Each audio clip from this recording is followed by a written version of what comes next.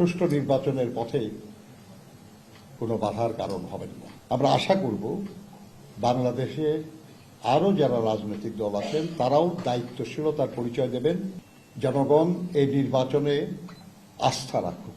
আপনারা এমনভাবে এই ব্যালট পেপারটা ছাপিয়েছেন যে তার প্রথম লাইনে দাড়িপাল্লা আছে, শাপলা কলি আছে এবং হাত পাখা আছে,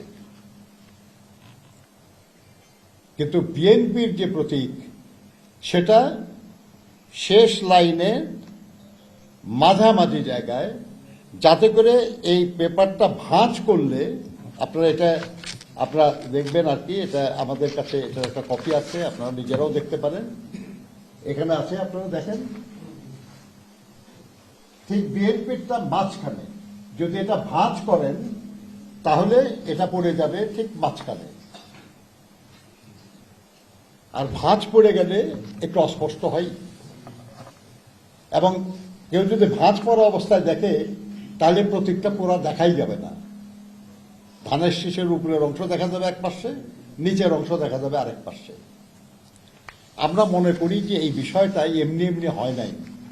প্রধান নির্বাচন কমিশনার এবং নির্বাচন কমিশনাররা এ ব্যাপারে তাদের অজ্ঞতা প্রকাশ করেছেন যে তারা ঠিক জানেন না যে এটা কিভাবে হয়েছে এবং তাতে কোন প্রতীক প্রথম লাইনে পড়ছে দ্বিতীয় লাইনে পড়ছে এটা তারা খেয়াল করেন নাই। যে ওমানের একটা গ্যারেজে গাড়ির উপরে অনেকগুলো ব্যালট পেপার নিয়ে একজন কাজ করছে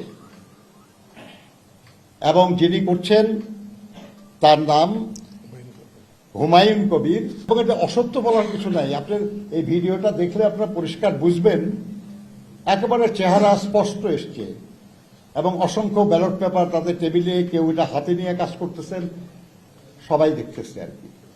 আমাদের ধারণা যে এই দুই জায়গায় এটা ধরা পড়েছে, কিন্তু এছাড়াও অন্যান্য দেশে এই একই কৌশলে ব্যালট পেপার নিয়ে এই ধরনের ছিনিমিনি খেলা হচ্ছে বা হতে পারে। জনগণ এই নির্বাচনে আস্থা রাখুক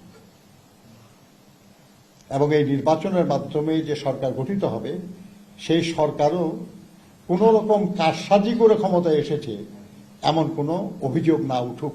আমরা নির্বাচন চাই যথাসময়ে 12ই ফেব্রুয়ারিতেই, এবং আমরা এটাও চাই যে সব রাজনৈতিক দল সেই নির্বাচনে অংশগ্রহণ করুক।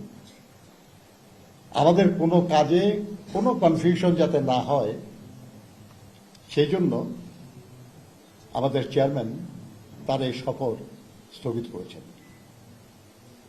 আমরা যেখানে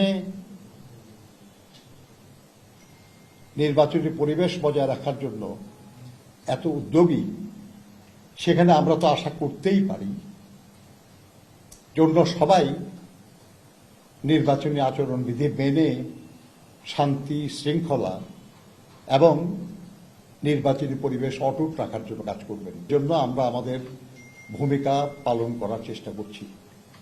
আমরা আশা করব বাংলাদেশে আরও যারা রাজনৈতিক দল আছেন তারাও দায়িত্বশীলতার পরিচয় দেবেন, সুষ্ঠু নির্বাচনের পথে কোনো বাধার কারণ হবেন না। এ ব্যাপারে নির্বাচন কমিশন, নির্বাচনী কর্মকর্তাবৃন্দ যার যা দায়িত্ব, যার যা ভূমিকা, যার যা ক্ষমতা সেটা তারা প্রয়োগ করবেন বলে আমরা আশা করি।